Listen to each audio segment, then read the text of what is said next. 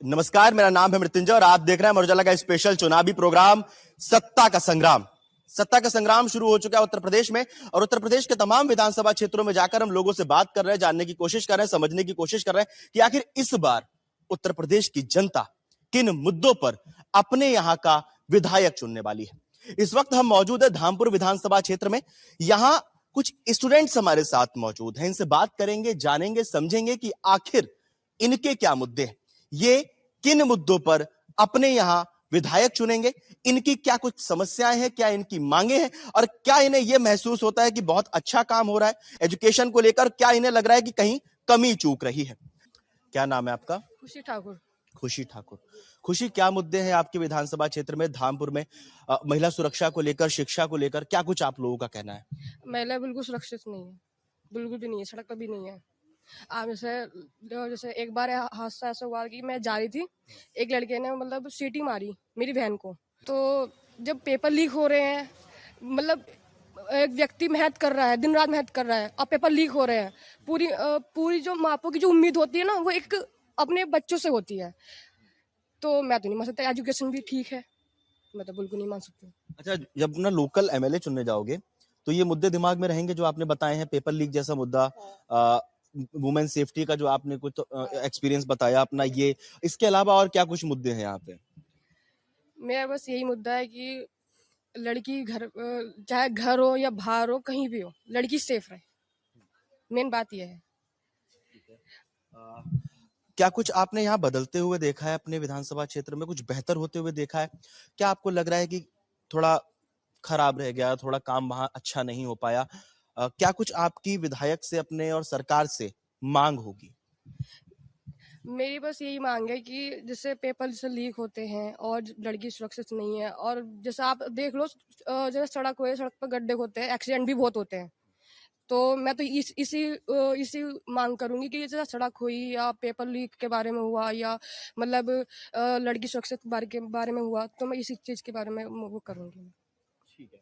क्या नाम है आपका? मदिया जैदी। मरिया जैदी। मदिया जैदी। अच्छा, क्या मुद्दे हैं इस बार? आपने यहाँ क्या कुछ बदलाव देखा है? युवा क्या सोच रहा है और आप लोग क्या सोच के विधायक चुनोगे? सर यही कि एक लड़कियां सुरक्षित होनी चाहिए, एजुकेशन हमारी अच्छी होनी चाहिए।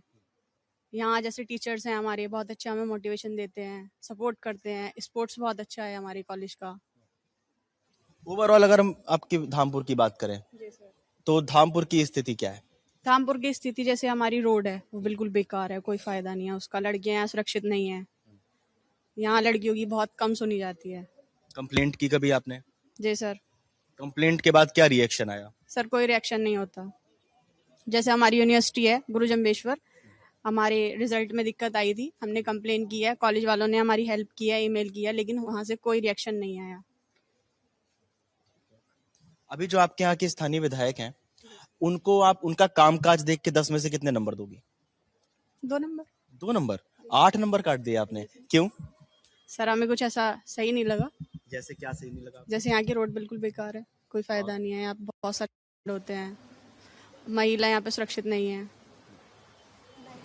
लाइट्स की प्रॉब्लम है यहाँ। प्रॉब्लम बहुत ज़्यादा है यहाँ पे, मतलब जो एरिया है जैसे कि वहाँ पे लाइटें नहीं है, हाईवे वगैरह पे मैंने देखा है, एक बार हम आ रहे थे रात में तो बहुत ज़्यादा मतलब बहुत दिक्कत है, लाइटों की भी बहुत दिक्कत है, रोड्स भी अच्छी नहीं है क्योंकि वहाँ पे इधर बहुत ज़्यादा एक्सीडेंट होते हैं, इधर वाली साइड हाईवे की साइड बहुत ज़्यादा ही एक्सीडेंट होते हैं, बहुत ज़्यादा केसेस सुनने को मिलते हैं और अभी बहुत ज़्यादा रेप केसेस भी हुए हैं। तो मैं नहीं मानती कि यहाँ के विधायक सही काम कर रहे हैं।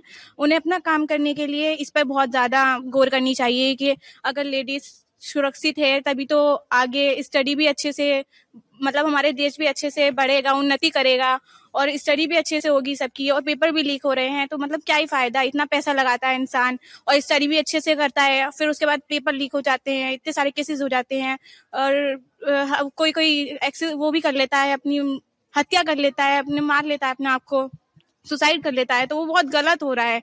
कितनी माओ के दिल पर बीत रही होगी, कितना बुरा लग रहा होगा उनको कि मैंने इतना पैसा लगाया और मेरे बच्चों को ऐसा हुआ। चलो वो पैसों की भी फिक्र नहीं करेंगे, वो अपने बच्चों की फिक्र करेंगे कि मतलब वो एक अपना करियर बनाना चाहते थे और उनकी डेथ हो गई। तो मैं बिल्कुल भी सहमत नहीं हूँ। आपने तैयारी की किसी कंपटीशन एग्जाम की? मैंने अभी नहीं की है, अभी मैं 16 इयर्स की हूँ। अब मैं अभी फर्स्ट सेमेस्टर है ये मेरा फर्स्ट कॉलेज है ये। मेरे भाई मुझे भेजना चाहते थे बाहर, लेकिन एरिया देख के, सिचुएशन देख के नहीं भेज पाए। जेन अल्फा में हो आप? यस। हाँ जी, क्या नाम है आपका? शहरीन। ये जो हमारे जो विधायक हैं और ये हमारे चेयरमैन हैं, इन्होंने अब तक बहुत अच्छा काम किया है। मतलब जहाँ जहाँ उनको करना चाहिए था उन्होंने वहाँ वहाँ किया है। पर ये जो बाकी की रोड है, नालियाँ है, ये गंदे नाले हैं जिनकी वजह से रोडों पर अब भी पानी भर रहा है। बारिश इतनी होती नहीं है, अच्छी होती है, इतनी हुई भी नहीं है इस टाइम पर, क्योंकि पिछले साल बहुत हुई थी। पर अब भी ना, अगर आप बारिश पड़ती है और आप निकल के देखते हो कहीं पर भी, हर जगह पानी मिलता है आपको। इतने गंदे नाले होते हैं यहाँ के कि उसको साफ कराने के लिए भी अगर गाड़ियां भी आती है ना तो ठीक है, 1-2 बार आती है, चली जाती है, उसका कुछ देख रेख नहीं रहता है। जहाँ उन्होंने अभी मछली बाजार में लाइटें लगवाई है, ठीक है, वो रोड सही है लगवाई, पर दूसरी जगह को भी तो देखना चाहिए ना कि गली नाले कैसे सड़े हुए हैं।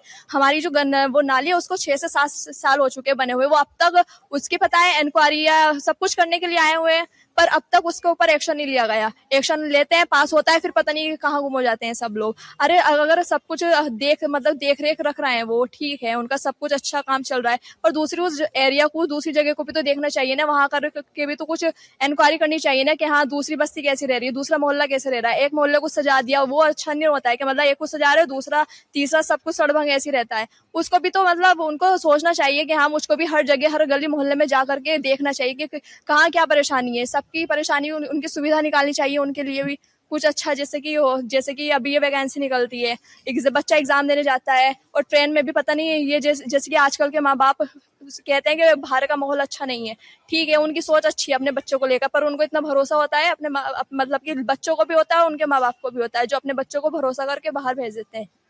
पर बाहर जाकर जब देखते हैं कि बाहर का जो जैसे कल्चर चल रहा है आजकल का, कि अच्छा नहीं है, कि दूसरा देख रहा है कि वो किसी और को देख रहा है, वो उसको छेड़ रहा है, तो मतलब माँ बाप जब अपनी आंखों से देखते हैं ना, अगर वो बच्चा उनका सही भी हुआ ना, तो बच्चों को बाहर भेजने के लिए बहुत कठिनाइयां का सामना करना पड़ता है उनको।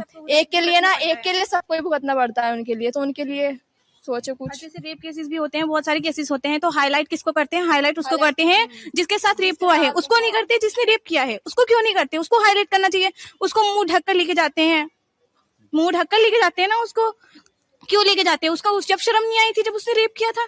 क्या जब शर्म नहीं आई थी उसको जब वो गलत काम कर रहा था? फिर क्यों लेके जा रहे हैं मुंह ढक कर उसका?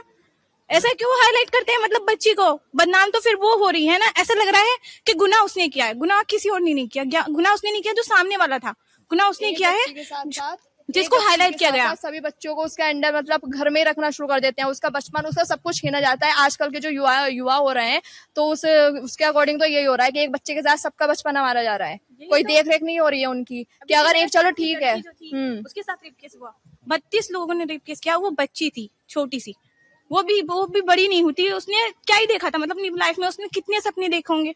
उसके सपने होंगे कि वो स्टडी करे, वो कामयाब बने, वो अपना करियर बनाए, और क्या पता वो अपनी माँ बाप की आखिरी उम्मीद भी हो सकती थी, क्या पता कितने दिल पे बीती होगी उनके। और ये जैसे कि इन्होंने कहा था कि मतलब सफाई बहुत गंदगी कर रखी है, एक मोहल्ले को सजा देते हैं, एक को नहीं सजा पाते हैं, तो इसका मतलब ये कि मतलब बीमारी तो इसी वजह से फैल रही है ना इस इंडिया में। गंदगी इतनी होती है इंडिया में। अगर सिटी देख लीजिए जैसे कि कोरिया वगैरह, वहां पे बिल्कुल फ्रेश होता है, तो बीमारियां इतनी नहीं होती जितनी कि इंडिया में है। आज बहुत ज्यादा इंडिया में बहुत ज्यादा बीमारी है, इसी वजह से है क्योंकि एरियाज अच्छे नहीं होते, गंदगी बहुत ज्यादा होती है। कि हम तो ये कहना चाहेंगे कि वो गंदगी पे ध्यान दे, वो रोड पर ध्यान दे, और वो ये जो रेप केसेस होते हैं इन पर ध्यान दे, स्टडी पर ध्यान दे। मतलब अभी तक तो कुछ भी सही नहीं है।